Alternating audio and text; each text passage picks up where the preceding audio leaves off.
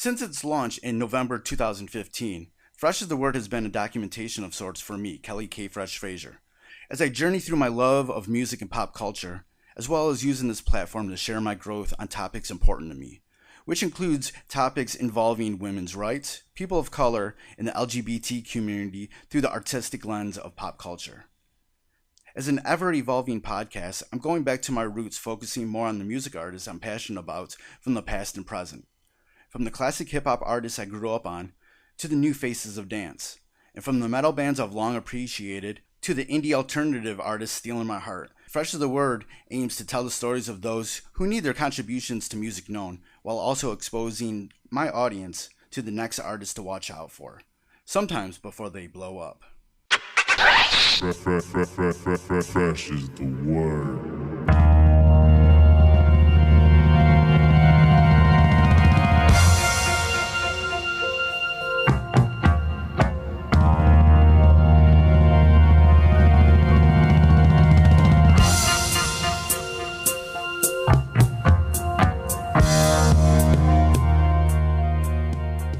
Welcome to the Fresh is the Word podcast. I'm your host, Kelly K. Fresh Frazier. And like always, we have the freshest of guests for you.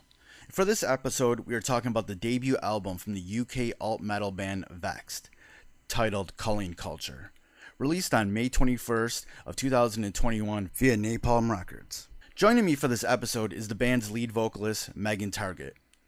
After dropping a pair of brutal singles in 2019, with Elite featuring CJ McMahon of Thy Art Is Murder and Dominate, the Hertfordshire foursome made enough noise to link up with Napalm Records for the release of their debut album. With Culling Culture, the band dives into topics of hate and anger that is so prevalent in today's society as a way to show people dealing with any sort of struggles in their lives that they are not alone and can prevail. During our discussion, Megan shares with me how the band got started in the making of Culling Culture. We also go into the topics covered on Culling Culture, her experiences with sexual abuse, how discrimination is perceived in the UK, and even our favorite hip-hop and grime artists. So, after a short word from our sponsor, let's get into this interview with Targett of the band VEXED. And now a brief word from our sponsor. Founded in 2015, 20 by 20 Apparel seeks to bring original tributes to pro wrestling's classic arenas, moments, and events. They look to spotlight the biggest, smallest, strangest, and strongest. They also provide an array of services. In the world of wrestling, where there are hundreds of shirts, promotions, flyers, social media accounts, and ads, don't get lost in the sea of parody shirts and display fonts. They can provide professional graphic design services at a reasonable price. 20 by 20 also hand screen prints all of their tees in-house. If you would like to discuss a possible run of tees, posters, koozies, foam fingers, even Zubaz, then drop them a line. Go to 20by20apparel.com. That's the number 20, the letter X, the number 20, apparel.com. All right, welcome back to the Fresh is the Word podcast. And like always, we have the freshest of guests for you. And my guest for this episode is the lead vocalist for the UK alt-metal band VEXED. And her name is Targett. And she is awesome. Hello. And that's an awesome name. How you Thank doing, you. Megan? I'm really good, thank you. How are you doing in this shitstorm of a world? Right now, it's kind of tough, man. It's a little tough. It's been just like you see things starting to sprout up again that we thought maybe we were past, we could learn from during this pandemic. And we're like, Yeah. nope. Cops are killing black people again, and there's mass shootings here in the US. And there's still people that don't want to, take this pandemic seriously. So you're like, oh boy, when are we gonna really, what are we gonna do? Where's this gonna end? What's this next phase of our lives gonna be, man? It's crazy. Yeah, it's really, it's strange sitting in the UK and kind of watching everything that's going on in the US, because we see more of what's going on in the US on that side of things than we do in the UK. It's all the sort of like racism and negativity and discrimination is kept quite hush hush over here, because for some reason a lot of people in the UK like to believe that it doesn't exist over here and that we're perfect, which is a load of fucking shit. It's just as bad over here. I mean, that's like that's just like a template, a thing that like basically like the royal family just seems to have created. So now everybody else just kind of yeah, just goes along with it and pretends it doesn't exist, which is just so backwards, because all you're actually doing then is encouraging it to happen more, because it kind of, it says to people, well, you can do it and get away with it, and that shit needs to stop. Right. Yo, when I first heard of VEXED, it was when you guys dropped Elite, you know, your first video, and my friend was like, yo, check this out, man. I watched that video over and over and over and over again. I'm like, man, I loved it for probably a couple of weeks. I was listening to that. I was watching that. I was like, oh man, this is dope, you know? And then, you know, earlier this year when the news came out that you guys signed with Napalm, you got an album coming, I was like, yo, oh man, this is something good for 2021. And you know, I just heard the album, man, and it's everything that I was hoping for, man. It Thank you. Like, I love it. You know, so like, you know, going back a little bit, you know, before that first that first video came out for Elite, you know, what were you guys doing before that? You know, what were your guys' lives like? You know, why did this band start? So before all that, we were not happy people. I mean, I can't say we're exactly ecstatic people now, but with the state of the world, but we were artistically in a place that was just at a dead end. We were in bands that we hated, music that we hated, and nothing was really going anywhere. And so we kind of just said, we're either gonna quit music altogether, or we're going to start afresh and do something that we want to do, say what we want, wear what we want. And we said, if VEXED works, great. If it doesn't, we're going to quit music altogether. And luckily, it worked. You know, for that, you know, it looks like you guys came out the box with a dope video, a dope song. You had, you know, CJ from Die Artist Murder on this track also. Yeah. You know, how did that all culminate to where you're like, yo, you guys are coming out of the box like legit, like boom. Thank you. It was really just literally, this is our last line this, and it's all or nothing. So when we like said, right, we're going to release our first single, Elite, we were like, this needs to be big, and it's just not big enough without somebody like CJ on it. So we kind of went into it being like, we're going to be unapologetically ourselves, and that's where the sound came from. But we also want to, you know, come out with a bang. So contacting CJ and being like, do you want to feature, was the best thing that could ever happen to us, because I don't think we'd be where we are now without him. So it was amazing. You know, after doing that, how did you guys just kind of keep it up? Because every video you guys done thus far, like, they're dope videos. They look like, you know, little mini movies. You know, everything about, you know, VEXED looks cool. The visuals, the T-shirts, the merch. Like, how did you make sure that, you know, this last shot that you guys were doing, we're gonna make it count and make everything look like really fucking cool? Thank you. It was literally because we stopped kind of doing what people wanted us or expected us to do. I think a lot of metal bands, especially ones with women in them, feel the need to kind of fit a mold. Yeah. And we were like, nah, we're not going to do any of that. We're going to make merch which we would actually wear, as opposed to like what we think metalheads would like. And yeah, we just went into everything with what would we actually want kind of attitude. And the music videos, again, was one of those things where we were like, we wanted to look like a horror movie and we want it to be big. So we found people that we were on the same page with. I think it's really important in a band and just in general to have a group of people around you that you trust and that respect you. So yeah, we just had good group of people around us, and as cliche as it sounds, we just did what we wanted to do.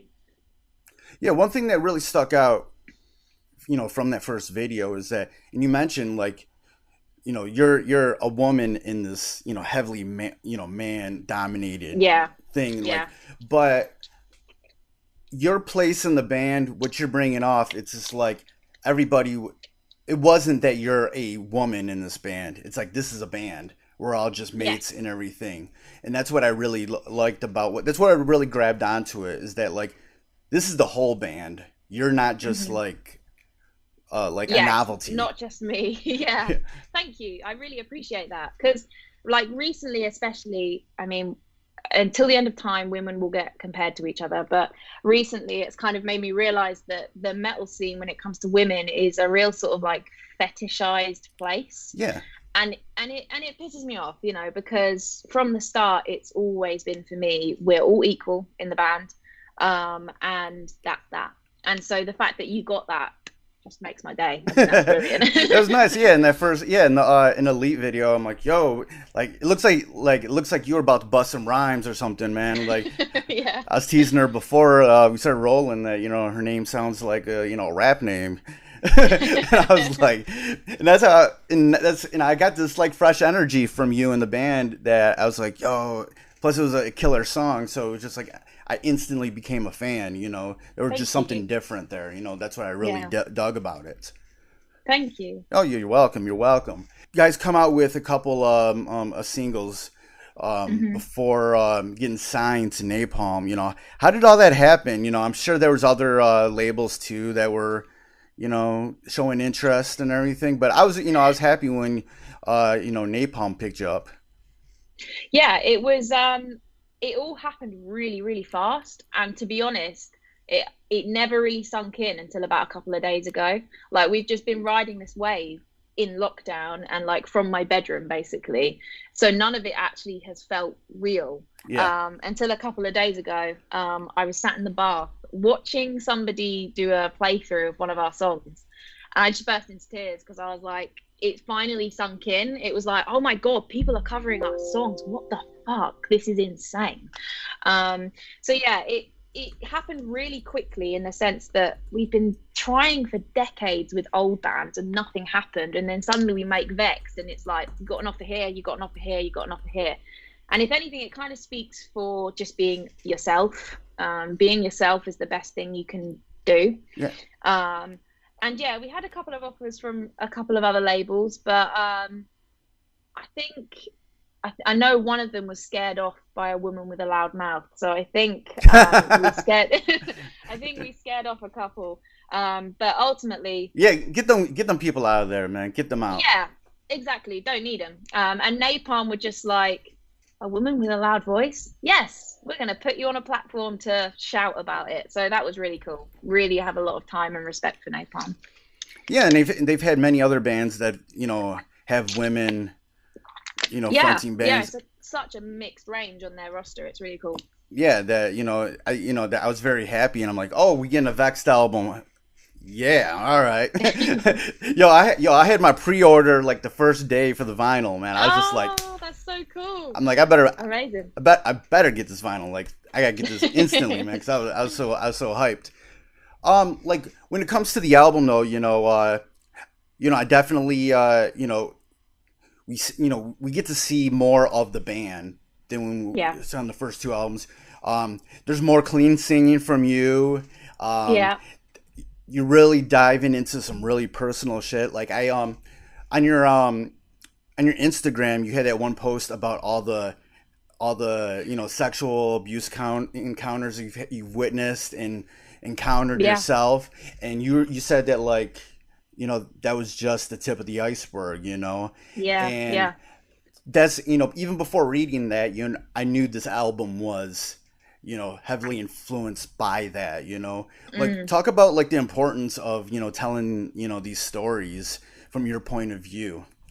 Yeah. So that's it really is. I do feel it's important because even though for years I've either been told to keep my mouth shut and don't talk about it, or I felt too ashamed to talk about it. I think a lot of victims feel victim guilt, and it got to the point where it was like, if we're going to do Vexed, I'm going to speak my truth. And I feel like if you get an opportunity to be given a platform like I have, you can either kiss your own ass on it, which I don't respect, or you can try and help other people. And that is what I really, really hope Culling Culture does, because I do touch upon, being a victim of abuse on a lot of different levels. And although, my experience was horrific, it's not as bad as maybe some other people may have experienced. And if our songs and lyrics can make people realize that you're not alone, that's all I can hope for. Because, growing up, you look up to people who are in bands, and you sometimes idolize them as a kid. And it's easy to forget that they're real people with real lives and real stories.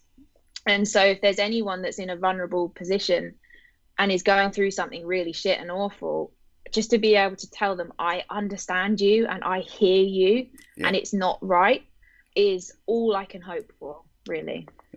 And even if you feel like your stories are not as, horrible as others, a lot of people are in your shoes also and and might not talk about it because they think theirs is not.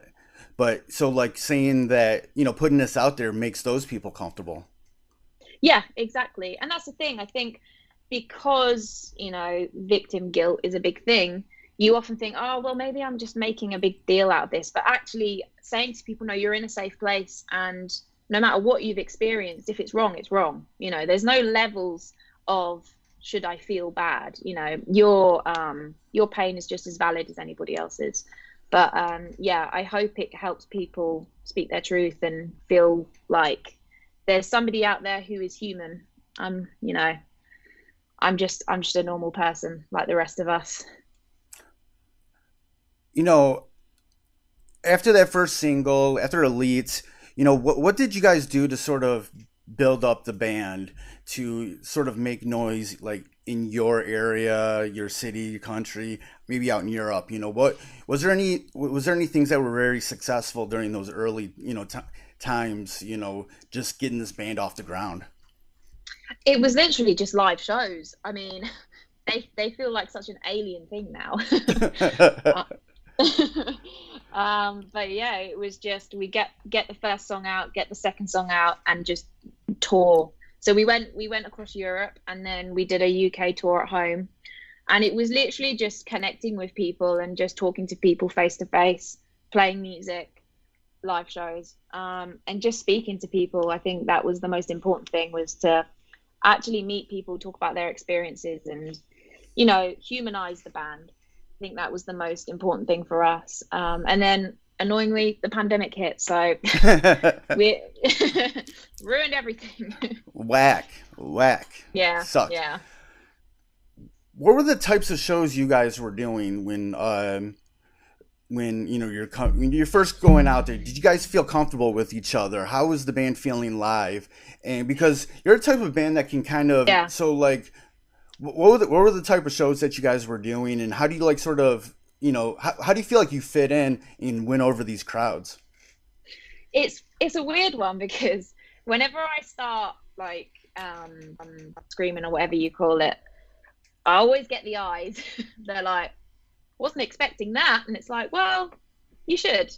There's lots of women doing this, but it's one of those things where when we first went out, we were nervous because we'd suddenly gone from being this ticking all these boxes band to just doing what we wanted, which sounds great, but actually when you're so used to acting a kind of way, when you suddenly have that freedom, it was a bit like, oh, what do we do? But we all have such a tight friendship, and like ultimately we're just best friends first, so we do have that real trust and real belief in each other. And so our live shows are just pure cathartic wreckage, carnage. We go hard, and it's aggressive, and it's angry. And those first few shows were smaller venues, but that just made it even better. Yeah. Earlier you were mentioning how like, this group of people that, come together, start this band, like, you guys were unhappy people about what's going on. Do you feel any better about yourselves, after making this album? Oh yeah, 100%. I feel like I'm just speaking my truth, and I think for years we're all guilty of it. We kind of put on this image of what we think people want us to be or look like or act. And it's, even though, you might be getting good recognition for it or whatever, Yeah. inside you're like, this is shit because this isn't who I really am. So to be able to suddenly be myself, and to a lot of the time not be liked for it, it's actually quite liberating. Is in a weird way, like when we first came out with Elite and stuff, the amount of hate I got was, it did get to a point where I wanted to quit. But when I kind of got over that bridge of not caring what anyone thinks, it's liberating to be hated for who you are, because ultimately all they're doing is exposing themselves. There's nothing wrong with the individual. It's the person who's throwing the hate that is. Yeah, and it's one of, like, okay, a lot of us, when we want to do something, that's the thing that we, what if people hate us?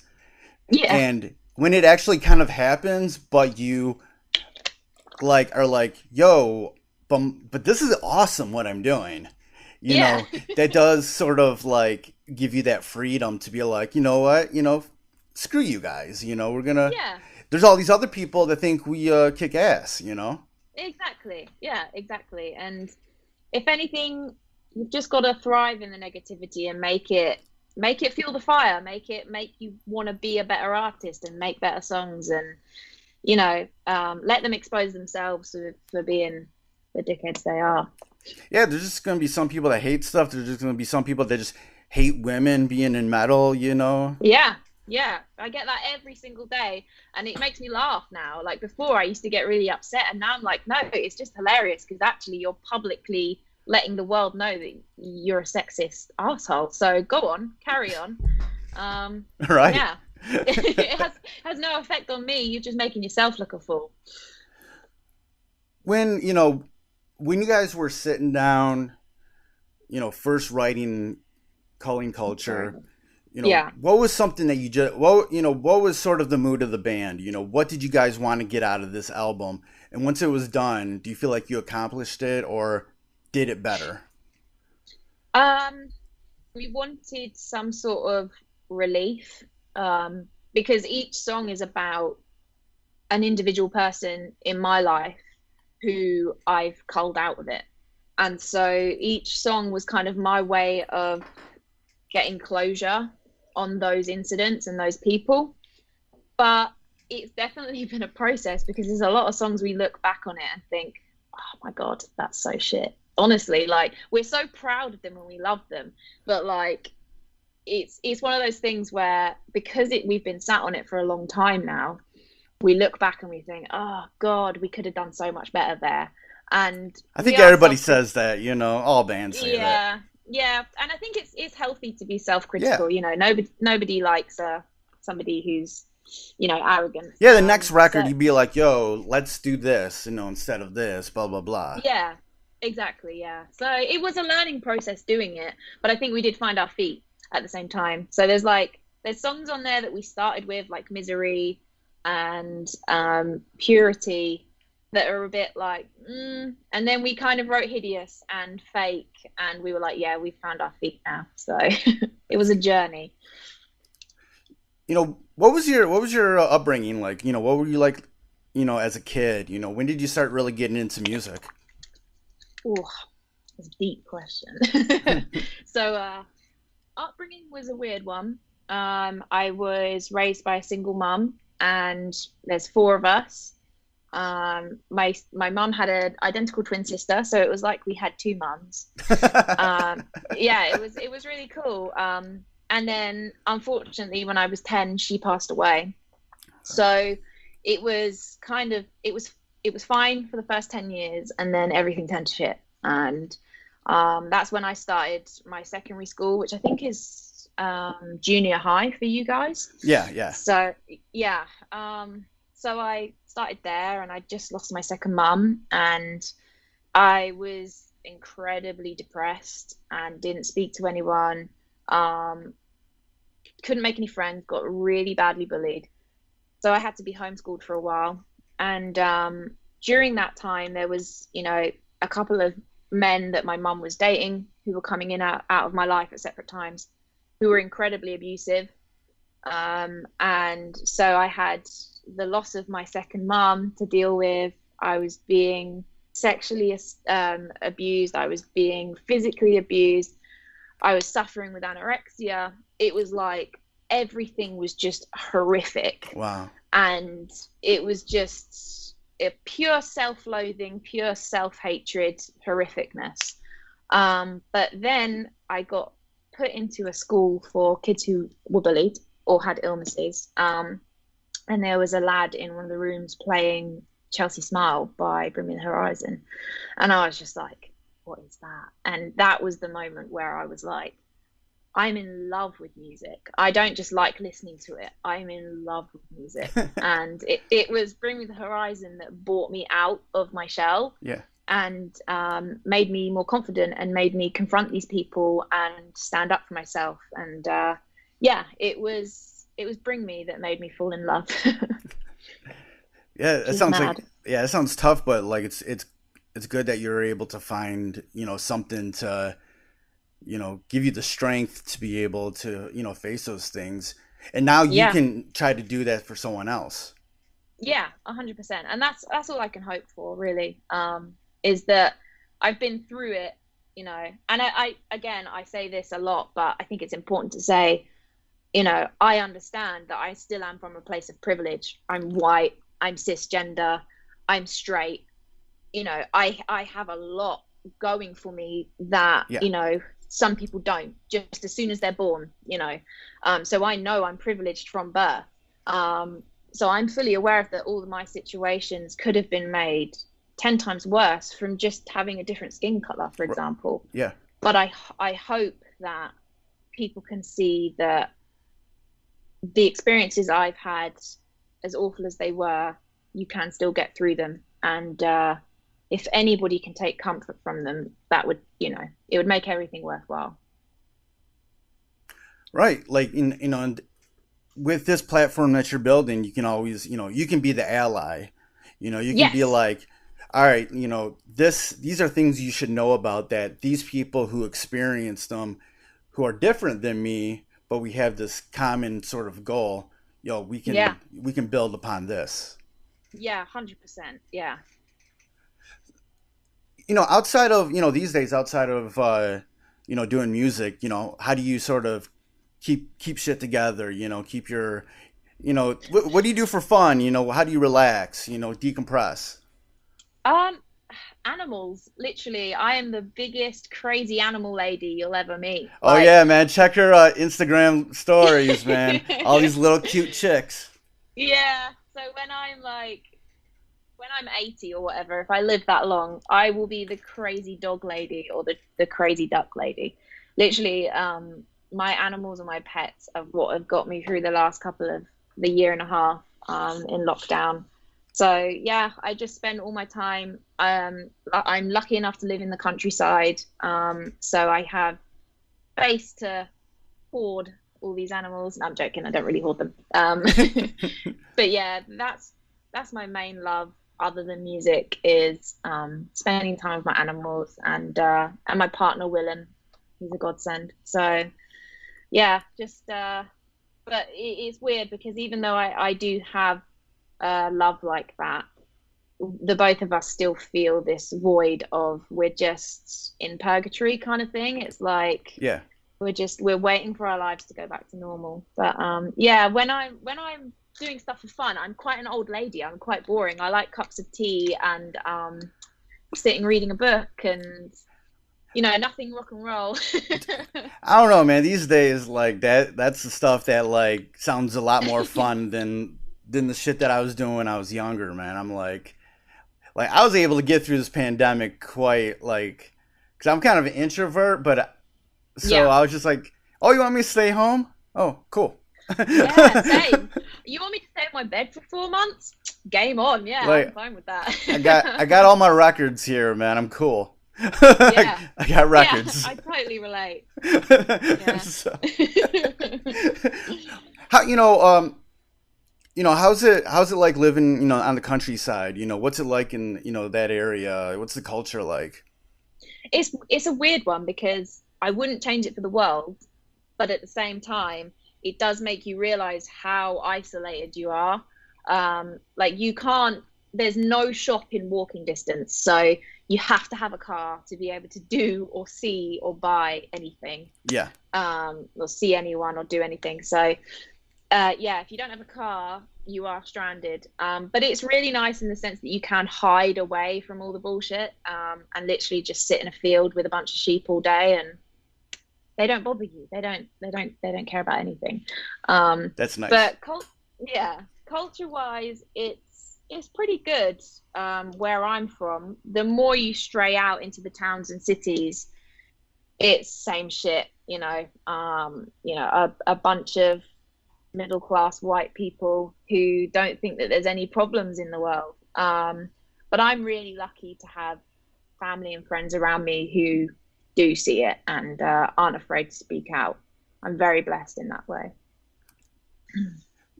What other, is there any other kind of music that you listen to? What do you vibe out to when, you're not doing music?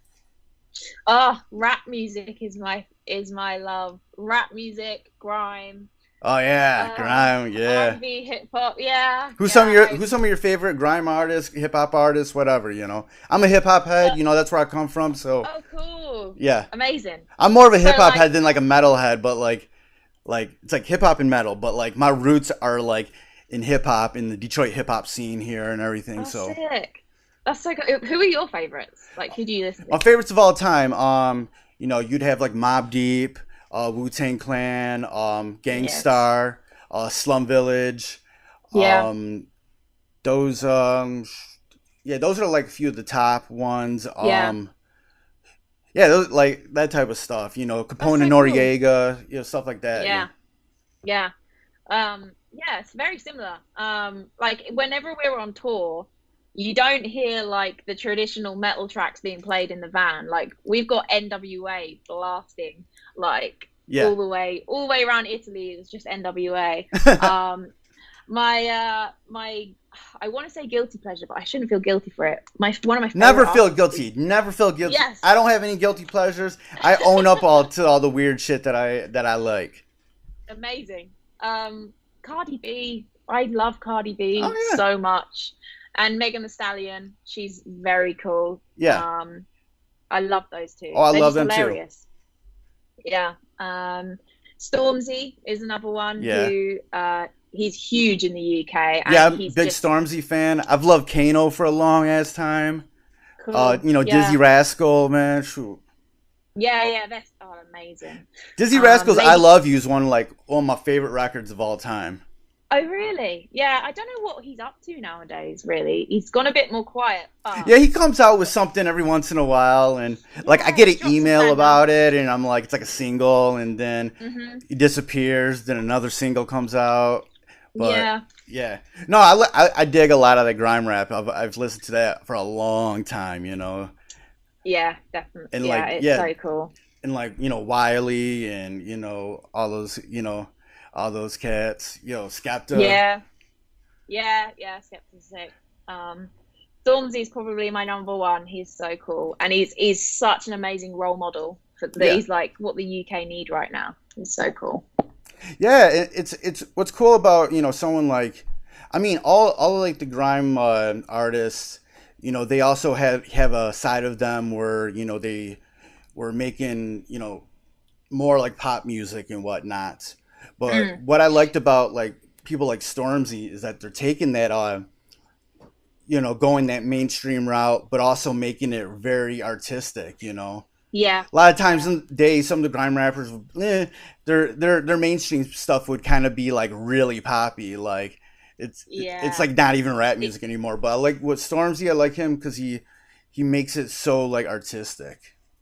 Yeah, and that's literally it. I don't know did you ever watch his Glastonbury set he did? No, I didn't. Oh, it's so good. Highly recommend. Yeah, he was wearing a a bulletproof vest that Banksy had like painted on for him, and it was just so cool. Yeah, he just brings another element to grime that like you didn't think was actually possible. Yeah. But it's actually Glastonbury headliner possible. You know, Yeah. it's very cool. Yeah, me and one of my closest friends, we were gonna go up to Montreal to see. Oh, amazing! But like the pandemic happened. That was like like last May, and I was like, Ugh. oh man, Yeah, like one day you'll see yeah. him. I did see Dizzy Rascal once. Oh, did you? He had a U.S. tour with LP from Run the Jewels, like before Oh, Run the wow. Jewels. Like this is like Yeah. back. And it was in this really small venue we have here. It would probably be at the venue that you might play if you ever came to our area. And it was just like, yo, Dizzy just blew my wig straight off, man. He was just like no hype, man. He was just rapping his ass off. I was like, yo, this is crazy. I still remember it. It was like yesterday. What do you hope, your fans get out of this album once they start, once people start, getting a hold of it? I just hope it brings somebody half an hour of forgetting about everything that's going on and just enjoying themselves. You know, we've been surrounded by so much shit for so long. I just hope it's an escapism for somebody. And I just also hope that people can relate to it. If it brings comfort and escapism, comfort and escapism, I would love that so much. Any, final thoughts you have about, the new album, Culling Culture? Final thoughts. I hope you love it. But there's more to come. There's more to us that we haven't, shown the world yet. And we're excited to be able to show you a side of us you haven't seen. It's been awesome talking with you, Megan. Love the new album. Thank you so much for having me. Love it. You're a wonderful person. Good. I'm so psyched, that VEXED is, getting a bigger opportunity. Love, like I said, from that first video, I was hooked. So everybody go, cop Culling Culture, Napalm Records. Go get that vinyl. Go get that digital, whatever. Go get some gear. They got some fresh gear. Tell everybody online where they can go to, get more information about VEXED and the album. So if you go to www.vexed.com, so 3vexed.com, you can go watch all our singles, cop some merch, and find out anything and everything about VEXED. It's been great talking with you. Yeah, thanks again for chatting. It's been, like I said, it was... No, my pleasure. Thank you for having me. Couldn't wait to get this album in my inbox, and I was psyched this week to get it, so... Makes me so happy. Thank you. Thank you for listening to the Fresh is the Word podcast, hosted and produced by myself, Kelly K. Fresh Frazier, empowered by Anchor at anchor.fm/Fresh is the Word. Fresh is the Word theme music provided by Steve O. You can find more of his productions at iamsteveo.bandcamp.com, and that's EYEAMSTEVEO.bandcamp.com. Fresh is the Word is available on all major streaming platforms.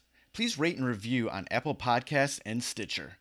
If you want to support Fresh is the Word, please consider pledging via Patreon at patreon.com/Fresh is the Word. Follow Fresh is the Word on social media on Twitter at Fresh is the Pod, on Instagram at Fresh is the Word Podcast, and join the Facebook group at facebook.com/groups/Fresh is the Word. For more information about Fresh is the Word and our other podcasts, Breaking Records and Renaissance Soul, and a collection of pop culture articles and reviews, please visit freshasthepodcast.com.